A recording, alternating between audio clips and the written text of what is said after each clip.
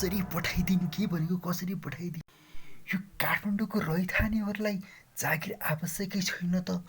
अरे थाहा छ मलाई थाहा छ यहाँको काठमाडौँको रैथानेहरूलाई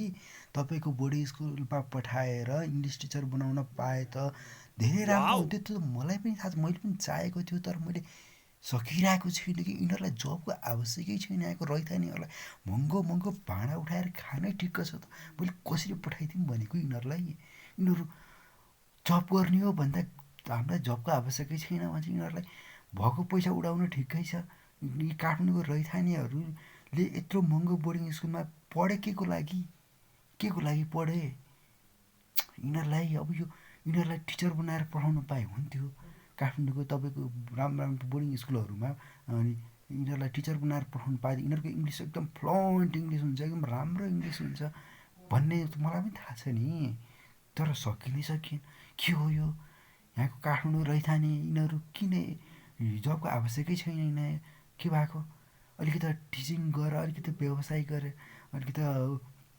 टिचिङ गरेर खाने गर्नु के तेरि घर भाडा उठाएछ घर भाडा उठाएछ त्यही पैसा खान ठिक छ तिमीहरूलाई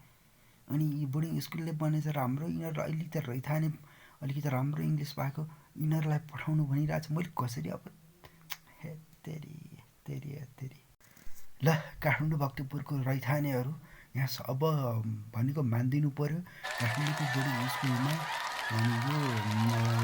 एकदम राम्रो राम्रो हाई लेभलको स्कुल एकदम राम्रो काठमाडौँ बोर्डिङ स्कुलमा पढेकाहरू रैथानेहरूलाई को एकदम धेरै धेरै माग भयो के कहिले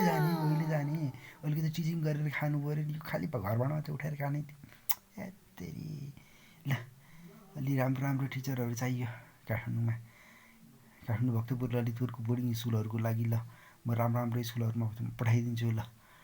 त्यही मलाई हैरान भइसकेको छ कि मलाई दिनरात फोन आइरहेको छ इङ्ग्लिसको टिचर पठाइदियो इङ्ग्लिसको टिचर अलिक राम्रो टिचर पठाइदियो इङ्ग्लिसको टिचरै पाएन इङ्ग्लिसको टिचरै पुग्दैन यति काठमाडौँको